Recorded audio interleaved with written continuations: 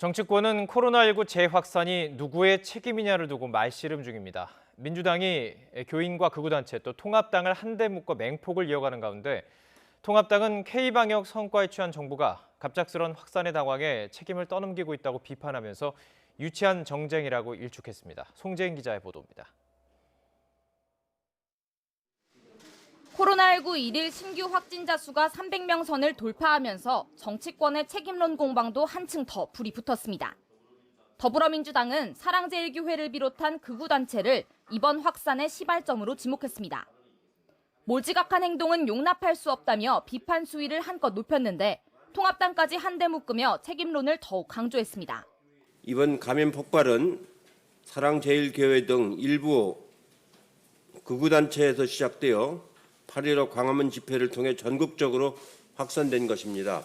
광화문 집회의 책임을 부인하는 통합당과 보수 언론, 일부 교회의 행동은 참으로 이해할 수가 없습니다. 김태년 원내대표 역시 통합당 지도부가 나서 당원들에게 진단검사를 받게 해야 한다고 목소리를 높이며 명단 제출 거부 등 방역 방해 행위에 대해서는 징벌적 손해배상을 청구해야 한다고 날을 세웠습니다. 사랑제일교회 신도를 마치 피해자로 둔갑시키려는 음모론도 터뜨리고 있습니다.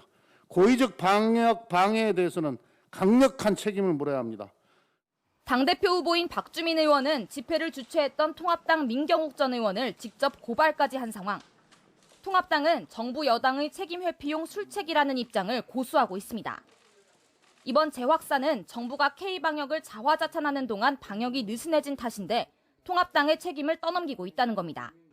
어떻게 극복할 거냐를 협력을 해야 할 이런 상황에서 도대체 코로나 바이러스가 왜 2차로 나타나게 됐다는 거는 그 책임 전가를 엉뚱하게 무슨 미래통합당이 거기에 대해서 무슨 책임을 지는 것처럼 코로나 2차 대유행 조짐, 이루 말할 수 없는 국정 곳곳의 실패가 있으면서도 온갖 현란한 말과 궤변으로서 감춰가고 있지만은 하지만 지도부의 입장과는 달리 당내에서는 적극적으로 정광훈 목사와 선을 그어야 한다는 요구가 공개적으로 터져나왔습니다.